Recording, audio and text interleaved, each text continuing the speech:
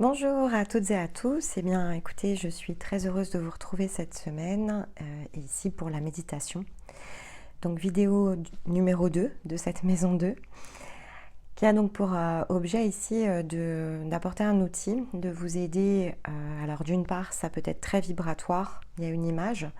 Donc, on va le faire toujours, même principe par étape.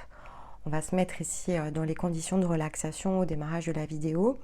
Et puis ensuite, je vais donc faire circuler un message, une interrogation, un mouvement, quelque chose sur lequel je vais vous inviter à méditer, mais ça sera assorti d'une image et un dernier épisode musical. Pour collecter de l'information, mais aussi, d'où effectivement, prenons les choses par étapes, la suggestion d'utiliser l'image pour ce que c'est, c'est-à-dire vraiment opérer un nettoyage. Ici, on est vraiment dans quelque chose qui est un peu différent en termes de vibration que la maison 1, où la maison 1, il y a une résonance intérieure, quelque chose dont il faut se saisir. La maison 2, c'est aussi quelque chose dont il faut se saisir, c'est pas la question, mais il y a quelque chose qui doit partir pour que autre chose puisse émerger. En fait, dans le sens justement ici du mouvement, comme on interagit avec les autres et que souvent indépendamment de notre volonté, on monte sur le ring. L'objectif ici est d'effacer le ring en fait. Et donc lorsqu'il n'y a plus de ring, lorsqu'il n'y a plus de confrontation et qu'on n'utilise plus de fait ici l'interaction pour la confrontation, eh bien on peut disposer de ce qu'il reste.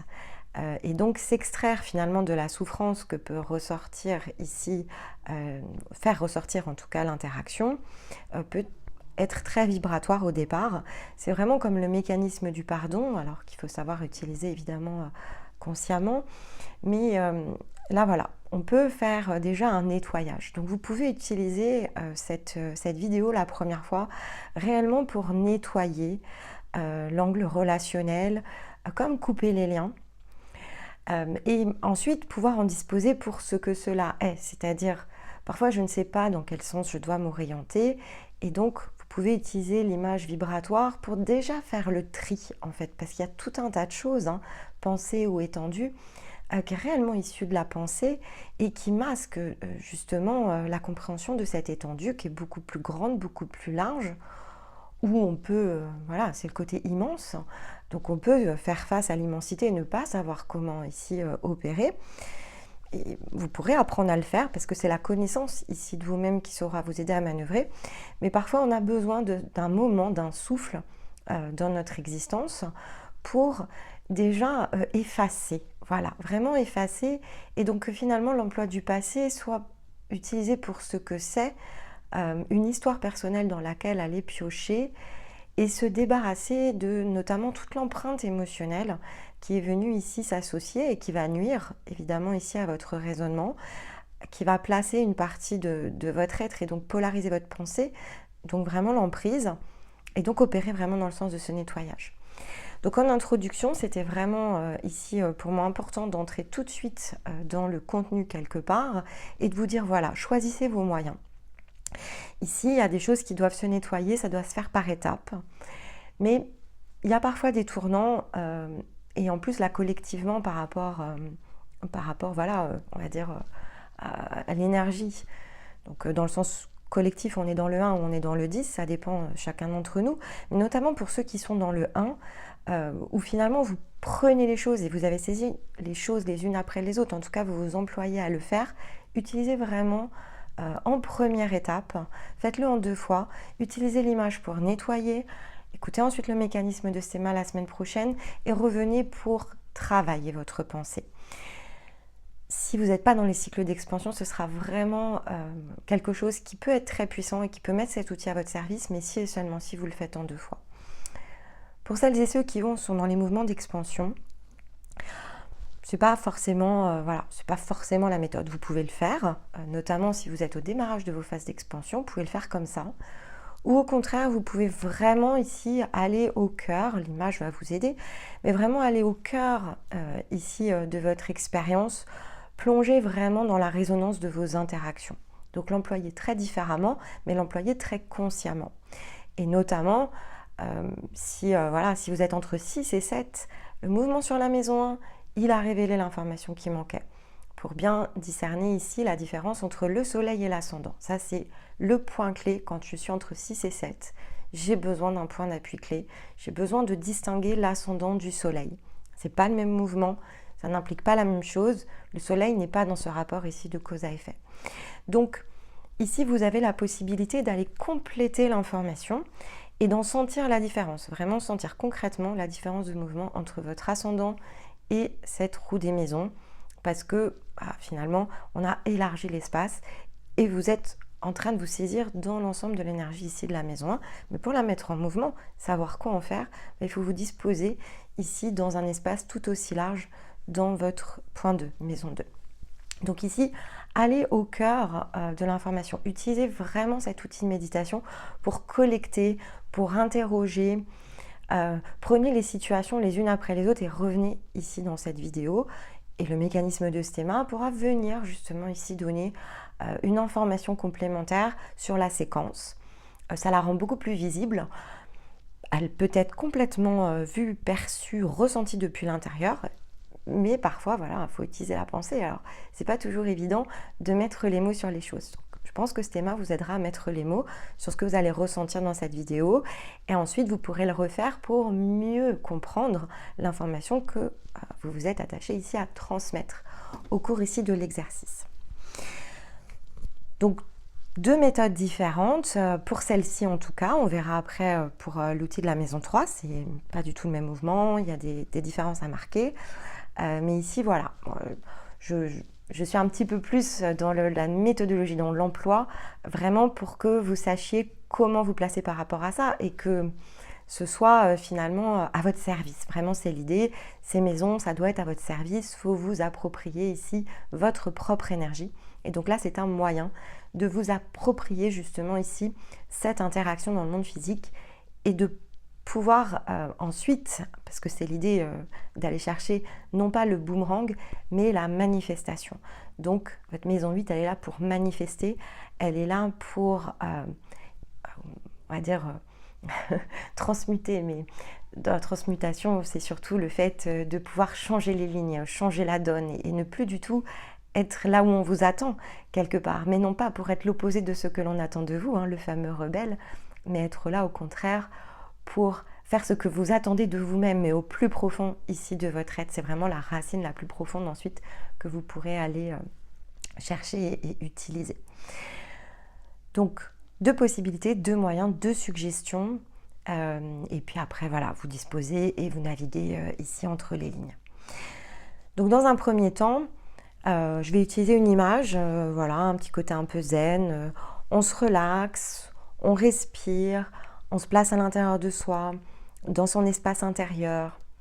Vous prenez voilà, vraiment le temps sans réflexion, sans même ici penser aux deux options. Laissez les choses se faire. Vous avez bien entendu comment l'outil allait fonctionner. Faites-vous confiance. Et puis, voilà, respirez. Prenez vraiment ici la disposition dans la respiration naturelle. On entre en méditation. C'est autant vibratoire que ça ne peut être ici outil très actif, chacun sa méthode, mais en tout cas, c'est très important de bien placer son souffle en entrée pour justement bénéficier de cette combinaison et la vibration et l'information.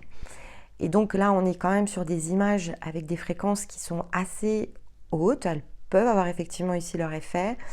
Notamment si là il y a des choses à nettoyer. Donc considérez notamment celle-ci, c'était probablement moins le cas pour l'autre, mais celle-ci, comme elle peut faire un nettoyage vraiment en profondeur de nos interactions, et notamment sur le plan de l'âme, vous penserez bien à la fin ici de cette vidéo, voilà, de vous accorder du temps et puis de pouvoir ici, voilà, comme un soin, boire un peu plus d'eau, être attentif aussi peut-être à vos rêves derrière, enfin voilà, soyez à l'écoute, ne faites pas non plus l'emploi de cet outil en disant j'achète pour voir et puis on laissera les choses opérer. Non, prenez la main sur votre mouvement, prenez la main autorité sur vous-même ici et considérez vraiment ici le soin pour ce que c'est. J'engage quelque chose, alors j'engage un mouvement intérieur, quelque chose de dynamique, je fais quelque chose pour moi et j'observe ensuite. Et donc je bois un peu d'eau parce que comme c'est quand même très dynamisant sur le plan vibratoire, et bien voilà, je dois me ressourcer aussi. L'eau est l'élément du corps le plus important probablement. Donc j'emploie tout ça, et notamment pour une phase de nettoyage, pour que voilà, quelque chose puisse circuler et que tout ce qui doit être évacué puisse être évacué ici dans de bonnes conditions. Donc voilà pour la précaution d'usage. Et donc la musique va démarrer et je vous reprends une fois que la respiration est posée pour le message autour ici de cette méditation.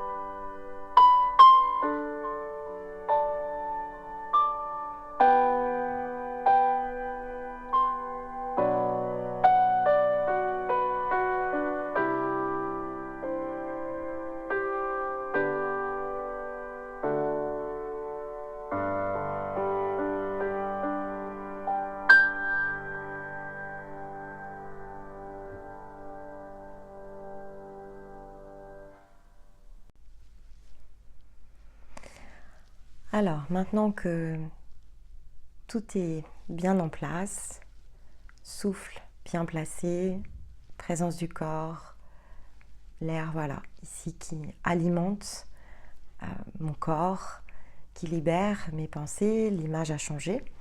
Donc vous pouvez, ici au contact du message, vous pouvez la regarder, ou vous pouvez simplement écouter et utiliser ici l'image plus tard.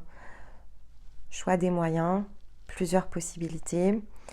Et si vous voulez vraiment l'utiliser comme la partie la plus vibratoire, vous avez voilà, un timer, vous allez directement sur ici la séquence musicale. Vous passez ici cette étape et vous poursuivez tout simplement ici en fonction de la solution que vous avez sélectionnée.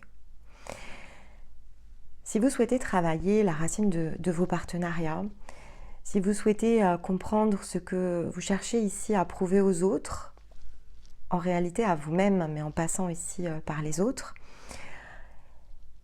vous avez cette information qui est très importante, qui est de se souvenir que tout ça ne demeure que en partie un prétexte pour pouvoir trouver ici la propre flamme de notre cœur. Pour comprendre l'amour, en fait, l'éprouver à l'intérieur de soi, le ressentir pour soi et ensuite pouvoir le partager. Et on ne comprend pas, et probablement qu'il serait impossible de comprendre l'amour dans sa profondeur et dans cette nature ici extrêmement fertilisante lorsqu'on la partage, cette fréquence. Ce fameux carburant, en fait, n'aura d'utilité que si effectivement vous créez les conditions pour pouvoir partager. Parce que le partager, c'est effectivement ce qui nous rend vivants, mais c'est surtout ce qui nous prédispose à pouvoir le vivre, à pouvoir l'expérimenter. La fréquence d'amour n'est pas seulement un but, et puis je dirais presque qu'il y a tout ce temps où on est en quête, et ce moment où en fait finalement on quitte la quête. Au moment où on quitte la quête, il y a quelque chose qui, non pas qui s'éteint, mais en fait dans l'absolu qui se rallume à l'intérieur de nous. C'est l'absence de quête, c'est le vide en fait, ici, qui recrée quelque chose de différent. Et c'est à ce moment-là qu'on n'a plus rien à prouver aux autres, avec un décalage, parce qu'on a encore des choses à se prouver à soi. Mais au moins, on n'utilise plus les autres pour pouvoir le faire, ce qui est déjà un petit peu différent. Ensuite, donc, viendra le temps de comprendre qu'en fait, voilà, la seule personne que l'on cherche au milieu de tout ça, c'est nous-mêmes. On cherche à se comprendre, on cherche à davantage se connaître. Et au-delà de la connaissance pure, la pensée, ce que l'on cherche, c'est l'étendue de ce que l'on est capable ici de faire. L'étendue de notre nature, l'étendue de notre essence, l'étendue de notre amour et la capacité, bien sûr, ici, étendue champ des possibles, de pouvoir le partager. Tout ce que l'on pourrait fertiliser ici avec ce que l'on est au plus profond de soi. Changement de cap, il se fait par étapes. Et donc, vous saurez rarement dire avec précision finalement ce que vous êtes. Mais c'est comme ça que fonctionne évidemment l'interaction avec le monde. C'est en réalisant ce que l'on n'est pas qu'on réalise ce que l'on est de différent par rapport à ça. Donc il y a un rapport ici qui s'exerce par la pensée, qui est un rapport à l'abstraction. En fait, petit à petit, par abstraction, on va retirer ce que l'on n'est pas. Et l'abstraction, c'est quelque chose de difficile. Aujourd'hui, si vous avez des enfants, discutez avec effectivement, notamment s'ils sont jeunes, avec leurs professeurs, vous comprendrez qu'il y a un temps où le cerveau de l'enfant n'est pas justement ici dans cette idée d'abstraction, ce qui peut être d'ailleurs source de sa frustration. Il y a un cap, une forme de maturité, où finalement, on le voit notamment dans les mathématiques, on arrive à compter, on arrive à additionner, probablement à multiplier. Et bien le problème ici de beaucoup d'enfants, lorsqu'arrive le côté division, mais en passant au préalable par la soustraction. Parce qu'en fait, on va priver l'enfant de quelque chose. Donc c'est tout un mécanisme, tout un autre chemin de pensée à créer qui n'existe pas au départ, qui est le fait de ôter quelque chose. Et donc, avons-nous complètement conscience qu'à un moment donné, on a appris à calculer de cette manière-là et qu'en fait, au-delà des mathématiques, c'est un peu comme le message de la vie. La vie, c'est pas juste du plus, en fait. Il y a aussi des choses que l'on doit pouvoir retirer, des espaces vides que l'on doit pouvoir créer. Comme une division, combien te reste-t-il ? C'est la même chose, en fait. Et donc, on n'est pas conçu au départ pour que l'on note quelque chose ou pour que l'on comprenne qu'il nous faille ôter quelque chose pour justement recréer de l'espace vide. Donc c'est un curieux paradoxe et c'est un curieux paradoxe qui va bloquer souvent notre pensée et qui va donc nous masquer l'étendue dans sa version ici la plus complète. Donc la question à se poser, effectivement, c'est au-delà de ce que l'on cherche à prouver aux autres ou à prouver à nous-mêmes, c'est à quel point sommes-nous capables de créer ce vide consciemment et avec confiance. À quel point sommes-nous vraiment ouverts à la nature, à la vie, dans toute son essence, avec tous ces paradoxes et aussi avec ces limites qui ne sont pas toujours si claires entre, je reprends l'exemple que j'ai déjà pris, sommes-nous vivants ou sommes-nous morts? En fait, c'est tout ce paradoxe de notre pensée qui souvent nous empêche d'être pleinement plongé dans notre propre nature et de pouvoir faire l'expérience ici de l'amour et du partage. Pour ça, il faut apprendre à faire le deuil, en fait, parce que qui aurait envie de laisser partir certaines choses? Et c'est comme ça qu'on s'accroche et que l'on s'attache. Il y a des choses qui sont faites pour des phases d'expérimentation, et dans l'absolu, rien n'est constant si ce n'est le changement. Donc aucune de nos relations, aucune de nos possessions, rien finalement dans l'absolu ne nous appartient. La seule chose qui nous appartient, c'est nous-mêmes. Et donc ici, on doit pouvoir donner de l'attention à ce qui doit ici s'en aller. Mais si on repousse effectivement les limites de notre attachement, parce qu'en fait on va repousser les limites jusqu'à ce qu'on soit capable de s'en défaire, donc c'est la fameuse cage, le fait de s'encager, et que d'une manière ou d'une autre on ne sait pas respecter les choses, l'ordre finalement ici, qui est un ordre établi au-delà de notre propre pensée, eh bien on va se charger de tout ce qui ne nous correspond plus. En fait, on n'est plus dans le présent et on continue à emmagasiner. On continue à enrichir finalement ici notre passé. On n'est jamais complètement à la ligne ou à l'alignement avec les versions de nous-mêmes qui chaque instant changent. Chaque soir, vous fermez les yeux, chaque matin, vous les ouvrez de nouveau. Donc, on peut considérer que chaque nuit, on meurt et chaque matin, on revit. C'est facile de le considérer pour le sommeil et c'est pas simple de le considérer pour le reste. C'est-à-dire que lorsque nos yeux sont ouverts, et lorsque l'on considère que l'on est vivant, eh bien, on n'a pas la même capacité à faire ces choses qui nous paraissent être très logiques finalement. Je me couche le soir, je peux me débarrasser de tout ce qui ne m'a pas plu, et quand je vais me lever le lendemain matin, je vais pouvoir laisser ça derrière moi, en fait. Il y a vraiment cette intention de laisser les choses derrière soi, et on est plutôt OK pour cette phase que va être le sommeil. J'ai pas passé une bonne journée, je ferme le chapitre de cette journée, je me réveille demain et je vais me sentir différent. Je vais m'attacher, je vais essayer, je vais expérimenter autrement. Je suis dans l'avant en fait. Je me mets en mouvement. On avait Éole sur le dernier mouvement, mais c'est ça en fait. Je suis OK avec le principe. Mais je ne suis pas OK avec ce principe dans sa version la plus complète. Je ne suis pas toujours OK, c'est pas la même chose en fait. Si je devais me réveiller demain et avoir complètement oublié qui je suis, je ne crois pas que cette expérience-là, je vais me la souhaiter. Ou si effectivement, je ne sais pas, je ne suis pas à l'aise dans mon travail, par exemple, ou pas à l'aise dans ma relation avec une personne en particulier, à ce moment-là, oui, j'ose espérer avoir une baguette magique pour faire que le lendemain matin, quand je me réveille, tout soit fait, mais malgré moi, en fait. Je ne m'attache pas toujours. Et c'est là-dessus qu'il faut que vous vous interrogiez au cours de cette méditation. Je ne m'attache pas toujours à faire les choses à partir de ça. Je ne suis pas toujours capable ou en capacité de repousser ces limites de façon maîtrisée, avec une volonté. Je ne suis pas toujours dans l'expression de ma volonté de ce point de vue-là. Et en fait, je vais me sentir parfois dans l'anxiété. Je vais développer peut-être tout un tas de sentiments autour de ça ou ressentir des émotions.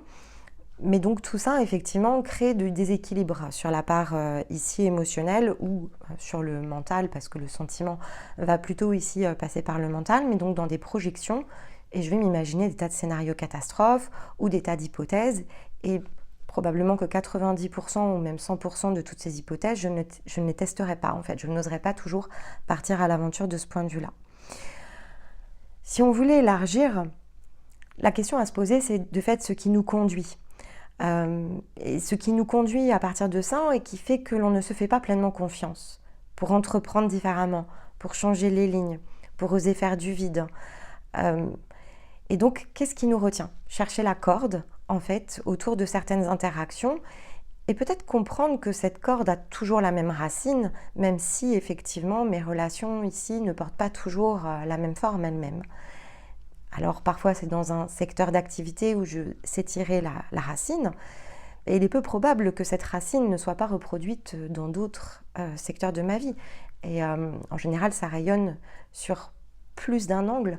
Simplement, il y a un angle en particulier dans lequel je suis capable de le voir et je dois faire un travail d'élargissement pour comprendre à quel point ça peut résonner ailleurs.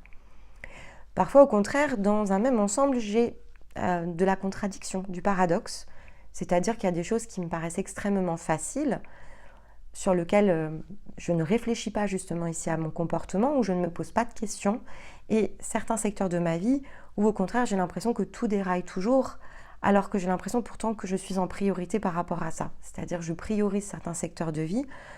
Donc on va reprendre l'exemple du travail.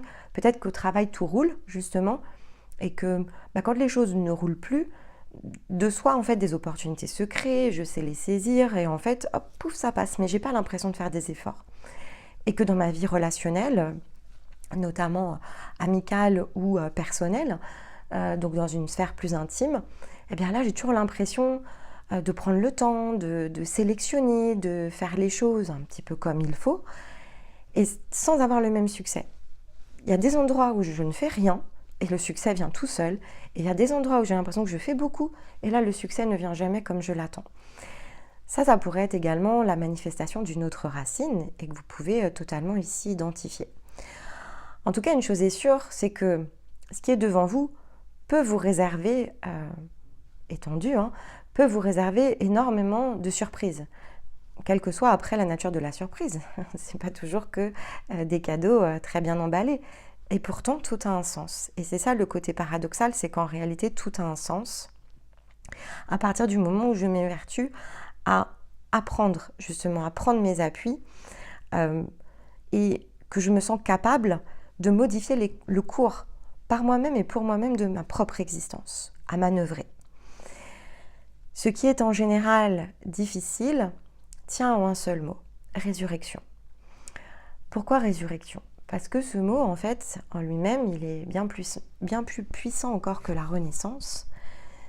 C'est ce que j'attends de moi-même, en fait. J'attends de moi-même de pouvoir porter ici cette énergie de résurrection.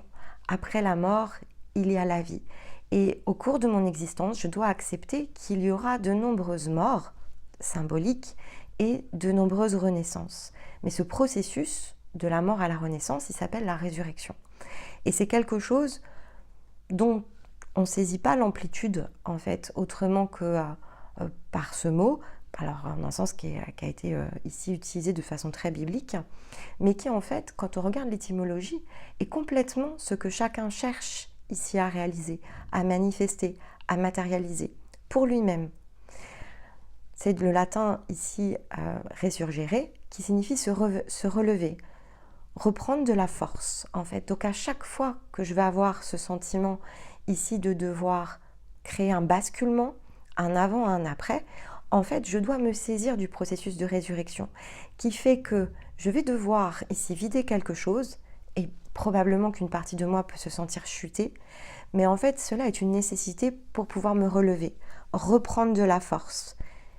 Si j'attends ou si je rejette ici cette capacité pour moi-même, si je ne me saisis pas de ma capacité à modifier le cours de ma propre existence, si je ne sais pas finalement où tout cela me conduit, si je ne me fais pas suffisamment confiance, si je ne prends pas mes responsabilités, mon engagement et mon autonomie envers moi-même, eh bien je vais laisser passer finalement de nombreuses chances, de nombreuses opportunités, et probablement de nombreuses portes, qui fait que je vais continuer à me sentir déconnectée en fait de ce que je suis.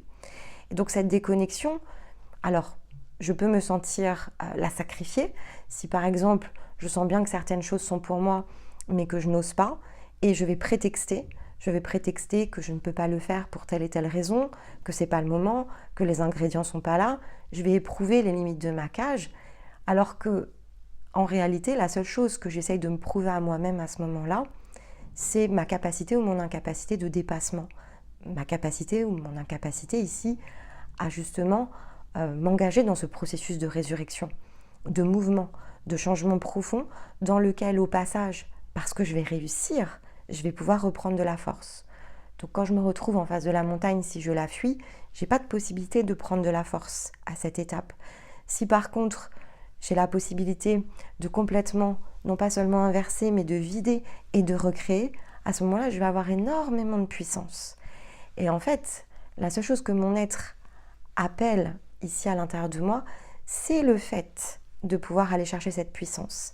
C'est le fait de réussir malgré tout ce que ma pensée ici restreint, de me placer dans l'étendue ici de ce que peut m'offrir tout simplement la vie.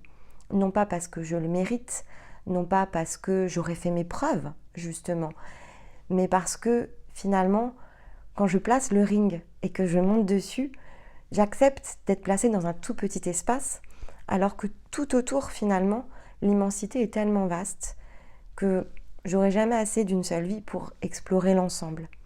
Et donc, qu'il est toujours préférable pour moi de tout simplement sortir de cette petite cage pour aller chercher tout ce qui m'entoure, tester, expérimenter, choisir ce qui me correspond et laisser ce qui ne me correspond pas. Mais c'est une autre façon, évidemment, ici de manœuvrer et de naviguer dans la vie.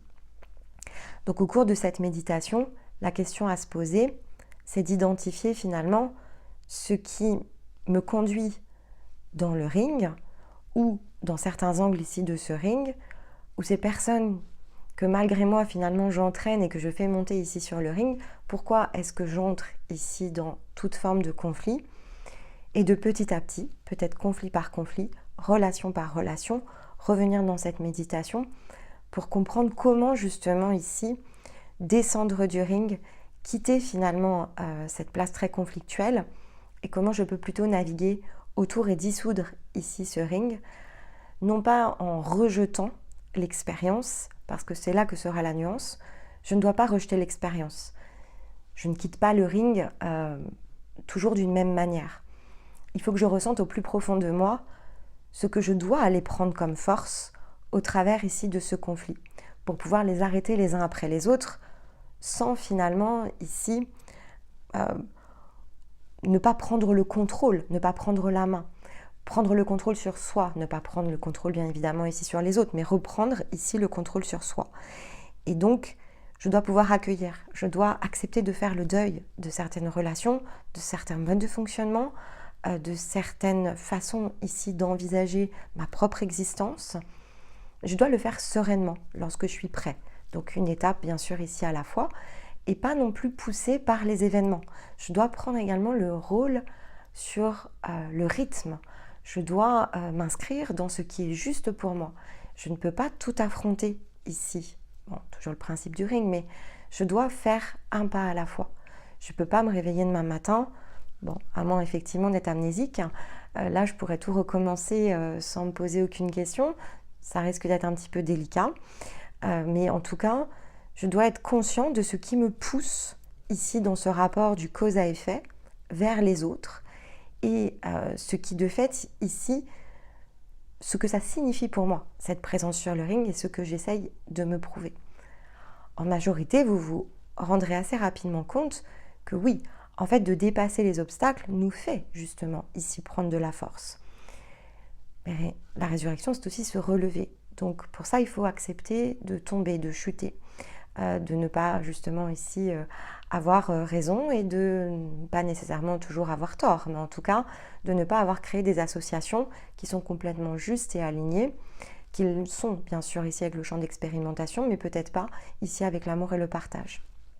En théorie, c'est pas ce qui est censé être prétexte justement pour pas dénouer tout ça, puisque eh bien, il y a bien deux ici choses qui vont dans le processus de résurrection s'activer.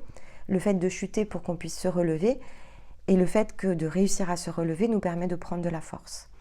Donc, tout n'est pas couronné de succès, peut-être comme on l'entend, et toute relation finalement ici pour sortir du ring ne sera pas si évidente à manœuvrer.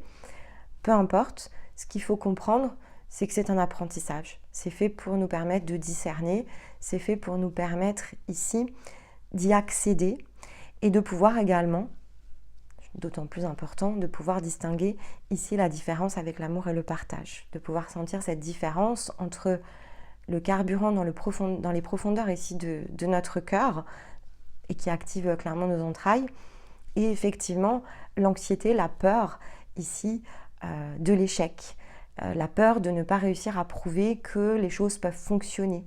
Et donc vraiment ici différencier ce qui touche justement la pensée et l'étendue, parce que dans l'absolu, il y a tellement d'autres choses qui sont possibles et d'autres natures de relations que ce serait extrêmement restrictif de maintenir les choses qui ont moins cette valeur que l'on recherche. Donc il y a aussi cette question de valeur.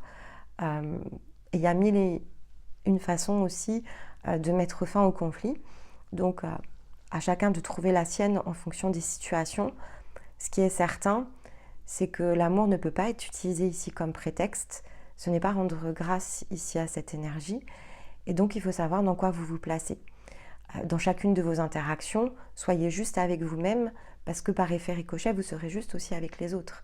Soyez dans l'amour de vous-même pour que peut-être par votre action, vous inspiriez aussi les autres à se choisir. Et ça, vous ne pourrez jamais déterminer l'impact ou l'écho de ce que chacune de vos actions peuvent avoir sur les autres. Une chose en revanche est plutôt certaine, c'est que personne ne gagnera rien ici à être sur le ring. Donc, il faut bien qu'il y en ait un qui accepte d'arrêter de jouer pour que le jeu s'arrête. Et c'est important, évidemment, ici de saisir également cette transmission pour ce que cela est, c'est-à-dire bien moins évident qu'il n'y paraît, et peut-être source ici, évidemment, de difficultés émotionnelles. Et pourtant, il nous faut apprendre ici à entrer dans un processus de résurrection. Et c'est exactement ce que la maison 2, ici, nous appelle à faire.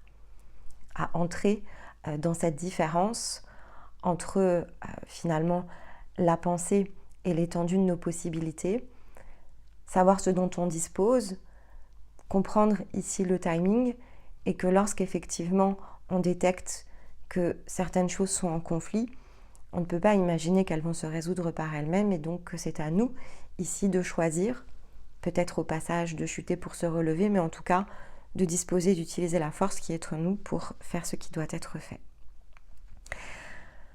Je vais vous laisser de fait ici méditer sur tout ça, vous poser les questions que vous avez à vous poser, et puis revenez, voilà, utilisez cette vidéo aussi souvent que nécessaire pour vous interroger, pour ressentir et pour aller chercher ici cette vibration, cette transmission justement de force, cet accès quelque part qui vous est donné, voire rendu plutôt, pour que vous puissiez en disposer et que depuis cet espace, vous puissiez effectivement matérialiser ce qui vous correspond le mieux dans le sens ici de vos matérialisations physiques.